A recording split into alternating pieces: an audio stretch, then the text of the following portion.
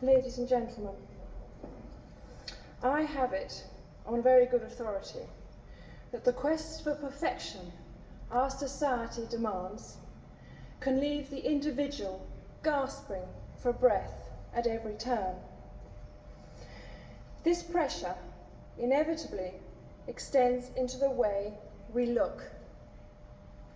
And of course, many would like to believe that eating disorders are merely an expression of female vanity, not being able to get into a size 10 dress and the consequent frustrations.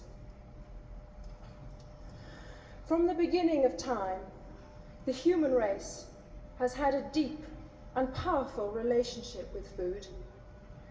If you eat, you live. If you don't, you die. Eating food has always been about survival, but also about caring for and nurturing the ones we love. However, with the added stresses of modern life, it has now become an expression of how we feel about ourselves and how we want others to feel about us. Eating disorders, whether it be anorexia or bulimia, show how an individual can turn the nourishment of the body into a painful attack on themselves. And they have at their core a far deeper problem than mere vanity. And sadly, eating disorders are on the increase at a disturbing rate, affecting a growing number of men and women, and a growing number of children too. Our knowledge of eating disorders is still in its infancy, but it seems from those I have spoken to that the seeds of this dis-ease may lie in childhood and the self-doubts and uncertainties that accompany adolescence. From early childhood, many had felt they were expected to be perfect, but didn't feel they had the right to express their true feelings to those around them. Feelings of guilt, of self-revulsion, and low personal esteem, creating in them a compulsion to dissolve like a disprin and disappear. The illness they developed became their shameful friend by focusing their energies on controlling their bodies. They had found a refuge from having to face the more painful issues at the centre of their lives.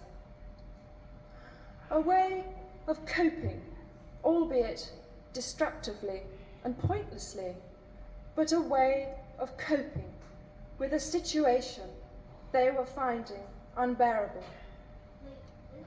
An expression of how they felt about themselves and the life they were living. On a recent visit to the Great Ormond Street Hospital for Sick Children, I met some young people who were suffering from eating disorders.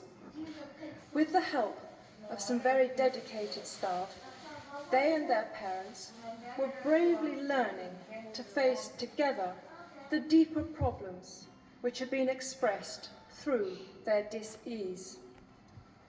With time and patience and a considerable amount of specialist support, many of these young people will get well. They and their families will learn to become whole again. Sadly, for others, it will all be too late. Yes, people are dying from eating disorders. Yet all of us can help prevent the seeds of this disease developing.